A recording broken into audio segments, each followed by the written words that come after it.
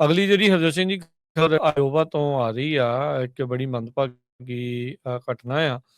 ਜਿੱਥੇ ਪੁਲਿਸ ਇਹ ਸੋਚ ਰਹੀ ਆ, ਦਾਅਵਾ ਕਰ ਰਹੀ ਆ ਵੀ ਇੱਕ ਬੰਦੇ ਨੇ ਆਪਣੇ 6 ਜਿਹੜੇ ਰਿਸ਼ਤੇਦਾਰ ਆ ਉਹਨਾਂ ਨੂੰ ਗੋਲੀ ਮਾਰ ਕੇ ਮਾਰ ਮੁਕਾਇਆ ਹੈਗਾ ਆ। ਸੋ ਫੇਟਲ ਸ਼ੂਟਿੰਗ ਆਫ 6 ਪੀਪਲ, ਕਹਿੰਦੇ ਵੀ ਜਿਹਦੇ ਬਾਰੇ ਇਹ ਮੰਨਿਆ ਜਾ ਰਿਹਾ ਵੀ ਉਹਨਾਂ ਦੇ ਰਿਲੇਟਿਵ ਦੇ ਦੁਆਰਾ ਹੀ ਕਿਸੇ ਨੇ ਜਿਹੜੀ ਉਹ ਗੋਲੀ ਚਲਾਈ ਹੈ ਤੇ ਜਿਹਨੇ ਬਾਅਦ ਦੇ ਵਿੱਚ ਆਪਣੇ ਆਪ ਨੂੰ ਵੀ ਮਾਰ ਲਿਆ ਆ।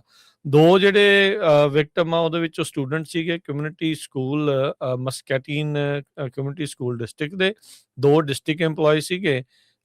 ਤੇ ਇਹਦੇ ਬਾਰੇ ਜਿਹੜਾ ਉਹ ਉੱਥੋਂ ਦੇ ਸਕੂਲ ਸੁਪਰੀਡੈਂਟੈਂਟ ਆ ਉਹਨਾਂ ਨੇ ਜਿਹੜੀ ਉਹ ਜਾਣਕਾਰੀ ਦਿੱਤੀ ਆ।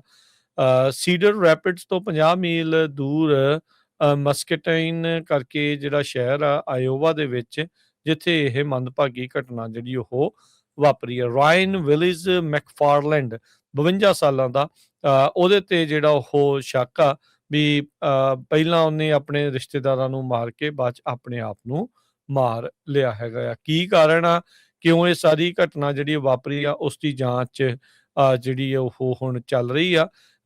ਇਹ ਜਿਹੜਾ ਉਹ ਦੱਸਿਆ ਆ ਵੀ ਇਹ ਬੰਦੇ ਦੇ ਦਾ ਕੋਈ ਕ੍ਰਿਮੀਨਲ ਰੈਕਡ ਸੀਗਾ। ਕੀ ਕ੍ਰਿਮੀਨਲ ਰੈਕਡ ਸੀਗਾ ਇਹਦੇ ਬਾਰੇ ਕੋਈ ਹੋਰ ਜਾਣਕਾਰੀ ਅਜੇ ਨਹੀਂ ਦੱਸੀ ਗਈ ਹੈਗੀ। ਕੁਛ ਸਮਾਂ ਪਹਿਲਾਂ ਹੀ ਜਿਹੜਾ ਹਰਜੋਤ ਸਿੰਘ ਜੀ ਇਸ ਦੇ ਬਾਰੇ ਇਹ ਜਿਹੜੀ ਰਿਪੋਰਟਿੰਗ ਸਾਹਮਣੇ ਆਈ ਆ ਵੀ ਆਇਓਵਾ ਦੇ ਵਿੱਚ ਮਸਕੈਟੀਨ ਸ਼ਹਿਰ ਦੇ ਵਿੱਚ ਇੱਕ ਬੰਦੇ ਨੇ ਆਪਣੇ 6 ਰਿਸ਼ਤੇਦਾਰਾਂ ਨੂੰ ਮਾਰ ਕੇ ਖੁਦ ਨੂੰ ਮਾਰ ਲਿਆ। ਜੀ ਅਗਲੀ ਜਿਹੜੀ ਹਰਜੋਤ ਸਿੰਘ ਜੀ ਖਬਰ ਆਇਓਵਾ ਤੋਂ ਆ ਰਹੀ ਆ, ਇੱਕ ਬੜੀ ਮੰਦਭਾਗੀ ਘਟਨਾ ਆ। ਜਿੱਥੇ ਪੁਲਿਸ ਇਹ ਸੋਚ ਰਹੀ ਆ, ਦਾਅਵਾ ਕਰ ਰਹੀ ਆ ਵੀ ਇੱਕ ਬੰਦੇ ਨੇ ਆਪਣੇ 6 ਜਿਹੜੇ ਰਿਸ਼ਤੇਦਾਰ ਆ ਉਹਨਾਂ ਨੂੰ ਗੋਲੀ ਮਾਰ ਕੇ ਮਾਰ ਮੁਕਾਇਆ ਹੈਗਾ ਆ। ਸੋ ਫੇਟਲ ਸ਼ੂਟਿੰਗ ਆਫ 6 ਪੀਪਲ, ਕਹਿੰਦੇ ਵੀ ਜਿਹਦੇ ਬਾਰੇ ਇਹ ਮੰਨਿਆ ਜਾ ਰਿਹਾ ਵੀ ਉਹਨਾਂ ਦੇ ਰਿਲੇਟਿਵ ਦੇ ਦੁਆਰਾ ਹੀ ਕਿਸੇ ਨੇ ਜਿਹੜੀ ਉਹ ਗੋਲੀ ਚਲਾਈ ਹੈ ਤੇ ਜਿਹਨੇ ਬਾਅਦ ਦੇ ਵਿੱਚ ਆਪਣੇ ਆਪ ਨੂੰ ਵੀ ਮਾਰ ਲਿਆ ਆ।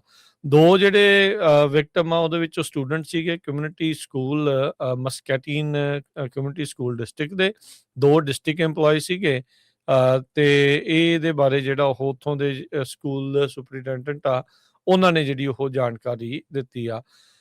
ਸੀਡਰ ਰੈਪਿਡਸ ਤੋਂ 50 ਮੀਲ ਦੂਰ ਮਸਕੈਟਾਈਨ ਕਰਕੇ ਜਿਹੜਾ ਸ਼ਹਿਰ ਆ ਆਇਓਵਾ ਦੇ ਵਿੱਚ, ਜਿੱਥੇ ਇਹ ਮੰਦਭਾਗੀ ਘਟਨਾ ਜਿਹੜੀ ਉਹ ਵਾਪਰੀ ਆ। ਰਾਇਨ ਵਿਲਿਸ ਮੈਕਫਾਰਲੈਂਡ 52 ਸਾਲਾਂ ਦਾ, ਉਹਦੇ ਤੇ ਜਿਹੜਾ ਉਹ ਸ਼ੱਕ ਆ ਵੀ ਪਹਿਲਾਂ ਉਹਨੇ ਆਪਣੇ ਰਿਸ਼ਤੇਦਾਰਾਂ ਨੂੰ ਮਾਰ ਕੇ ਬਾਅਦ 'ਚ ਆਪਣੇ ਆਪ ਨੂੰ ਮਾਰ ਲਿਆ ਹੈਗਾ ਆ। ਕੀ ਕਾਰਨ ਆ, ਕਿਉਂ ਇਹ ਸਾਰੀ ਘਟਨਾ ਜਿਹੜੀ ਵਾਪਰੀ ਆ, ਉਸ ਦੀ ਜਾਂਚ ਜਿਹੜੀ ਉਹ ਹੁਣ ਚੱਲ ਰਹੀ ਆ। ਇਹ ਜਿਹੜਾ ਉਹ ਦੱਸਿਆ ਆ ਵੀ ਇਹ ਬੰਦੇ ਦੇ ਦਾ ਕੋਈ ਕ੍ਰਿਮੀਨਲ ਰੈਕਡ ਸੀਗਾ। ਕੀ ਕ੍ਰਿਮੀਨਲ ਰੈਕਡ ਸੀਗਾ ਇਹਦੇ ਬਾਰੇ ਕੋਈ ਹੋਰ ਜਾਣਕਾਰੀ ਅਜੇ ਨਹੀਂ ਦੱਸੀ ਗਈ ਹੈਗੀ।